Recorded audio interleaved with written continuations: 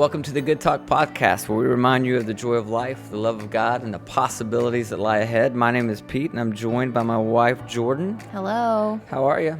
Good, kind of sad. Because Christmas is over, I know. That's okay. We still have the Christmas attire up, though. I know, we do. We keep it until like January too, right? Yep, and it's coming down. Yeah. Maybe even the day before. I don't know. It just depends. Yeah. Well, we hope you guys had a Merry Christmas. If you did not check out, speaking of Christmas, if you didn't check out our Give Good video, where you guys can see the result of your generosity for the family, where we really hope they had a fantastic Christmas. Yeah. By the looks of the video and the looks of, how the family experienced everything. Man, they were just so grateful for you guys' generosity. Yeah. You really did. You changed their Christmas. You changed their life. Yeah. And just can't wait to hear just more stories that come out of that. Yeah, so check it out. It's on our YouTube channel. Yeah, I love it. So this is episode 10. We're calling it Life Lessons from 2020, right? Yeah, just lessons learned in 2020. Yeah, we thought it'd be fun to kind of look back over this past year. It's been a crazy year for so many people. A painful year, a difficult year. Some people, again, it changed a lot. I mean, some people lost loved ones. Yeah. Some people lost jobs. Some, a lot of difficult things in 2020. And yet, one of the things we know is that it's often through pain that we learn the most, right? Yeah. And so I think that there were some great lessons for both of us when we look back over this past year. Yeah, it was a crazy year. But yeah, I mean, I think our goal with this episode is to kind of say, yes, there were all the hard things and those are worth talking about and reflecting on. But we want to kind of see, okay, what can we take from this year in a positive way and move into the next? So, But before we do that, I have questions about 2020. Okay, ready? Oh, good. For you. Right, and you can ask them back to me if you want. Fire away. Mainly because I've already answered them in my head. Okay, number one, your favorite personal moment of 2020. I would have Sarah's wedding. You can't take that one. That was mine. Our wedding was, I loved that day. I loved that weekend, really. And it's just so awesome having all of our family there and our friends there and being out on the farm. And I'll never forget it. It was awesome. Yeah, that was mine too. Also, going to Disney World was. That's a great one. Okay, number two, greatest accomplishment of 2020. You go first on that one. Okay. I think accomplishment-wise, probably this podcast. Yeah. Starting this, I think we've talked about it for so long. We did. I think this was a big accomplishment for us. It's huge. Yeah. I'm gonna say my boys this year.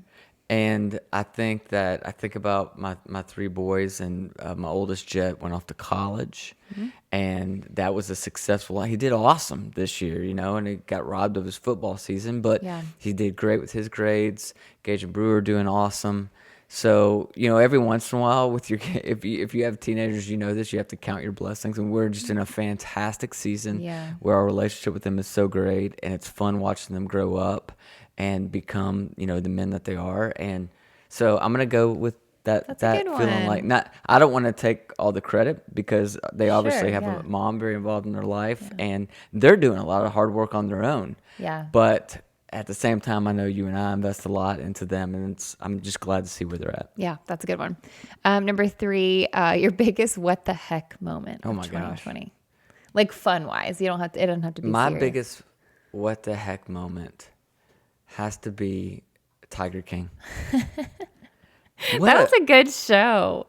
That was a good show. Yes, but no. It's like you got to the end of it and you're like, I can't believe I invested that much of my time into that show. I think it did so well because everyone was so bored. It was like at the height of COVID, like when everyone was truly like on lockdown. And it was something light and fun. So I agree with you. My thought, and this isn't actually funny, but it was, I remember when, murder hornets were announced. It was, everything had happened and gone down, and COVID was, big. The politics were crazy, rioting, all of those things. And they were like, hey guys, by the way, there are hornets that we are going to call murder hornets. That could kill you. 2 inches long, and they're from Africa. I don't know where they were from, but it literally at that point made me laugh. I was like, where are we? What year is this? I just thought that was such a funny moment. Okay. That's great. You got one more? One more. What's missing from 2020 when you look back? So like a regret, maybe? Yeah, I hate the word regret, but like if you could have done something different, what would you have done? Probably spend more time with my dad. And I mean, not that I didn't spend any time with them, but I look back and I think about, oh man, I remember he really wanted to go kayaking this fall, and it just didn't happen. Like life was busy Schedule. and running here and there, and didn't make that happen. I regret that. I wish we'd have went kayaking this fall, and we'll go this spring. But it's probably something I would like to spend more time with him. Yeah. How about you?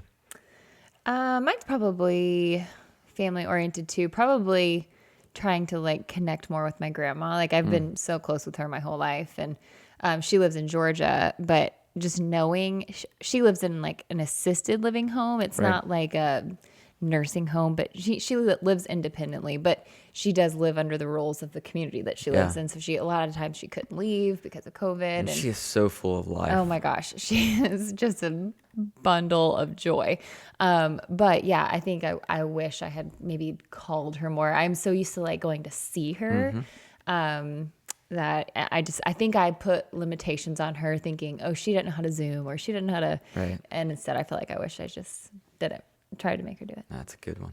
But anyway, those are my questions. Those are good. So that kind of leads us into this whole topic of, so you're going to give 3 of your lessons that you learned in 2020. Yep. I'm going to give you 3 of mine. Yep. And we'll see like what we learned. You want to go first? You go first. Okay. You go first. Our dog's going crazy I today. know. And we have the fire on, like, which it looks pretty, I'm sure, if you're watching us on YouTube, but it's so hot. It's hot. We're like sweating.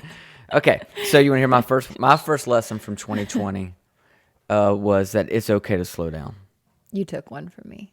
No, that's mine. Okay. It's okay to slow down. And you and I are both perfectionists. We're workaholics. We love to work. We love what we do. And for most of my life, I have felt like being busy is a badge of honor. Like that's where I've felt like I have my most worth is in the production of things and, creating things and crossing things off to-do list. I love that. It fires me up. And like it or not, though, like COVID-19 in this past year forced all of us, I think, to slow down, whether we wanted to or not. Just some things that, slowed down dramatically. Working from home, all that kind of stuff. And what I discovered when I was forced to slow down, there's some things that I feel like we did this year that I don't know if I've ever done in my life. Like we've taken so many walks. Like when the weather's nice, pretty much every day we went for a walk. Yeah, and we would never walk. We were like, we got to run, exercise. Because there's other ways that we can exercise that produce greater results. Right, quicker. Right? In a shorter amount of time. Yeah. Which is kind of, again, something that we value. But we had the time, and so we did it. And so I feel like I watched more sunsets. I went for more walks. And here's what's crazy, all right? I feel like this was my most creative year I've had, maybe ever, but certainly in a long, long time. Yeah, I agree with that. And you've heard me talk about this before, and I think this is true. This is important for those of you listening to this that have to maybe write a lot or create a lot or come up with ideas a lot. A lot of times we talk about, if you're a writer, they call it writer's block, where you just hit that wall. Right. And you're like, I don't know, I have no more words on this. Or I'm sure it's true for songwriters as well.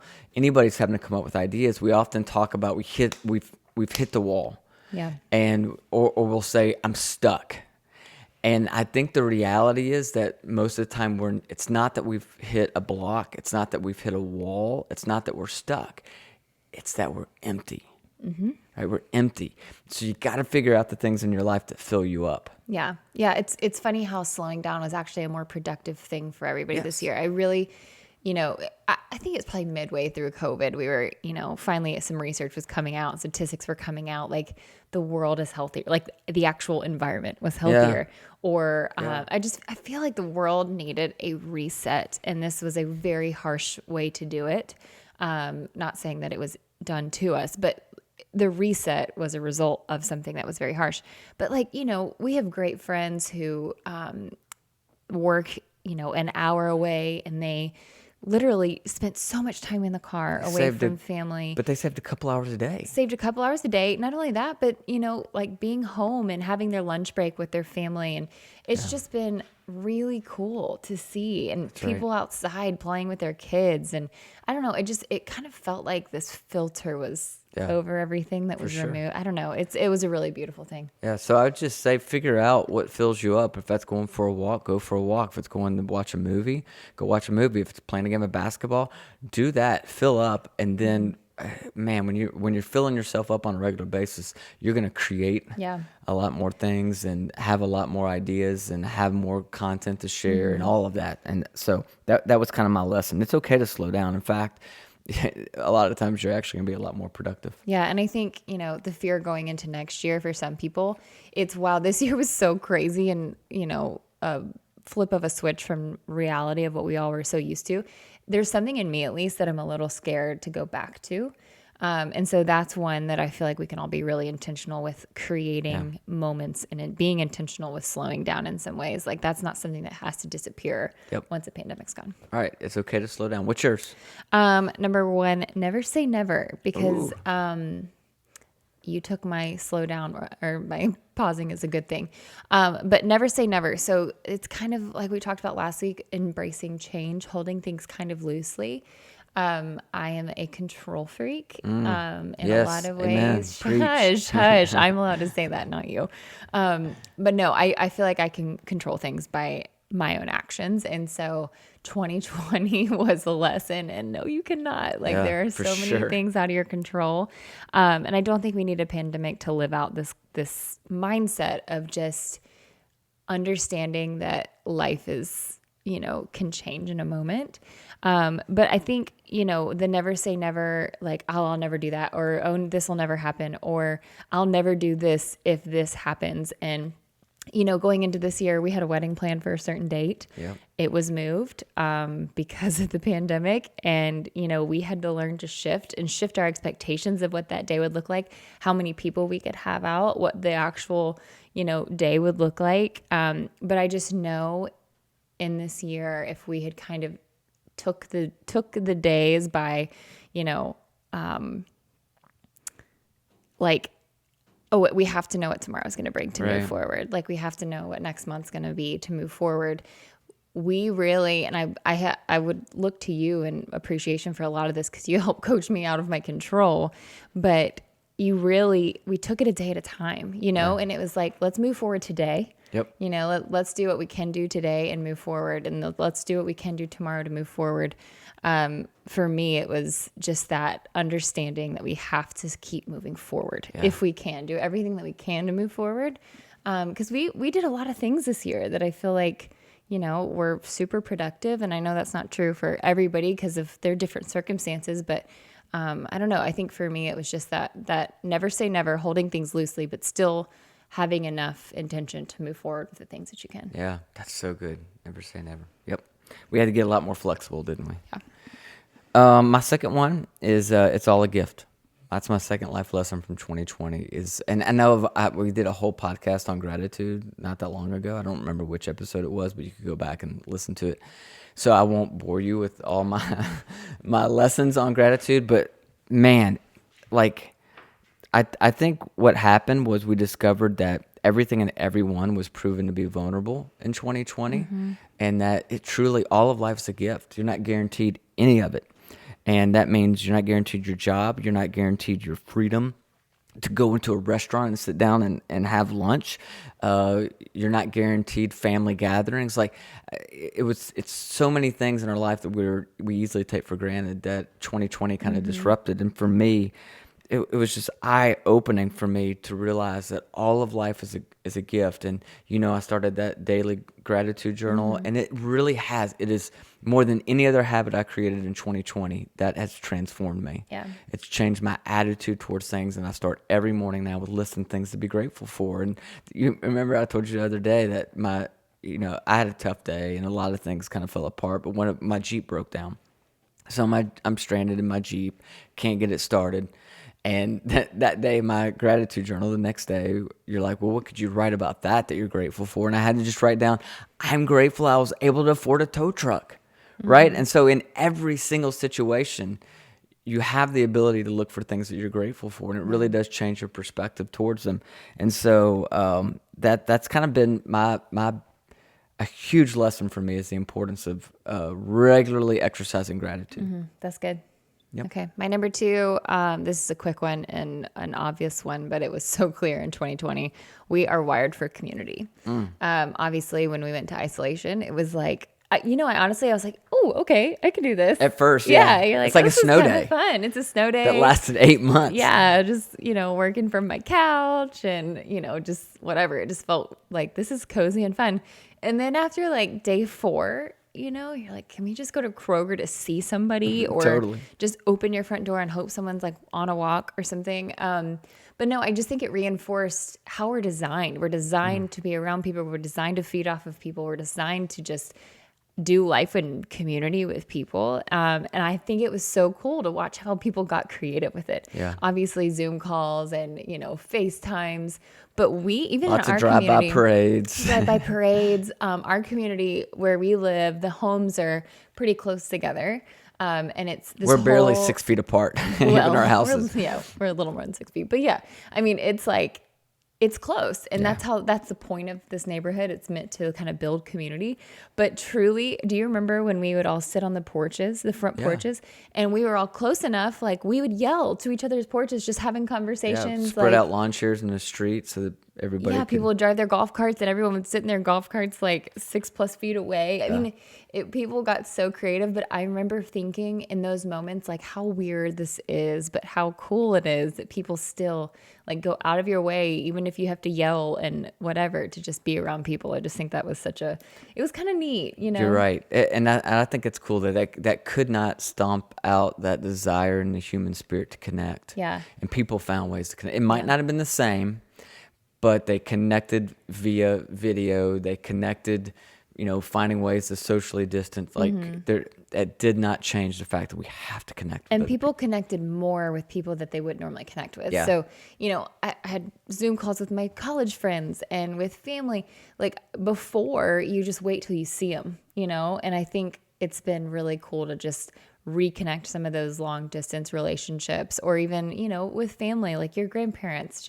I feel like everyone was more intentional, and I hope that carries into 2021. Yeah, me too. I love that. What's your third? Third life lesson from 2020 is spend more time in the present. And this one, I'll be honest, I'm really I'm practicing this one and finding new ways and methods. I'm going to do a whole podcast on this next year. Can we do that? Yeah. Because I think it's really important, but I'm trying to find ways to stay in the present. I think if you were to ask 100 people, hey, what is like your most frequent negative emotion? I think 99 out of 100 people would probably say it's either regret or anxiety, or maybe both. I mean, when I think about my life, it's like the more time I spend thinking about my past, the more regret I have. Mm-hmm. The more time I spend thinking about my future, the more anxiety that I have. And so if you want to reduce anxiety and you want to reduce regret or guilt in your life, you have to find ways to live in the present. And sometimes we call it monkey mind, where your mind is just literally bouncing all over the place, right? Mm-hmm. To the past, to the future. You're thinking about all these different things you want to be able to control, you want to figure out, and that's where that anxiety comes from. And so I'm continually trying to find ways to literally be present in this moment, because as we all know, this moment is the only moment that we have. Mm-hmm. And there's this little book that I've been reading it for a couple years now. It's called The Way to Love. And yeah, it's fantastic. And there's this quote in here I just want to read to you guys because it really stood out at me. He said this. He said, "If there's anything that I can do about the future right now, I shall do it. Then I'm just going to leave it alone and settle down to enjoy the present moment." I got to put my glasses on. I've never. Oh man. In my defense, can I say this? I mean, what's the font size on that? It's readable. It's like maybe a 4. It's small. Okay, it's so tiny. Okay, he says this. "If there's anything that I can do about the future right now, I shall do it. Then I'm just going to leave it alone and settle down and enjoy the present moment, because all the experience of my life has shown me that I can only cope with the things when they are present, not before they occur, and that the present always gives me the resources and the energy I need to deal with them. The present moment, no matter how painful, is never unbearable. What is unbearable is what you think is going to happen 5 hours or in 5 days. I'm like, man, that is so good, isn't it? Yeah. Like, that's so connected with me. I'm like, yeah, when I look back over my past history, the present moment has always given me the ability to deal with it. Yeah. Always. Yeah. Nothing is unbearable. The only things that feel unbearable are the things that are so far away because we can't do anything about them, or the things behind you because you can't change those either. Yeah, it's like behind you is regret, in front of you is worry. Yeah. You know, and both of those are not productive. So the more we can stay in this moment, yeah, the better. So we'll come back to that topic and talk about some practical ways and what that looks like in our lives, because I need more of that. But that's been a huge life lesson for me, is live in this present, in this moment. That's good. I like that one. Like my What's last yours? one? Yes, I want your last one. The world is good. Like, people are good. Tell me more. And to me, I don't know why. This is a very early revelation that I had. And I think it might be because it was the first time in my life. I'm not saying it's the first time ever, but the first time in my life that I have really felt this unified spirit amongst everyone. You know, COVID kind of made this universal experience. And when have we ever gone through something that we can be like, oh yeah, somebody in Africa, somebody in Poland, somebody in wherever, they're all experiencing this, and everyone has fear and everyone's uncertain. No one knows what they're doing. No leader knows how to lead through this. Like, there were so many things that I felt like we were all just unified in this unknown. But because of that, I feel like it just generated so much good in, like, just the human race. Like, people stepped up so big to help everybody. Obviously, first responders sacrificing their own health, their time, with all the unknowns. I know my mom was one of those, and just seeing her walk through that every day was Way to go, Mama D. Way to go, Mom.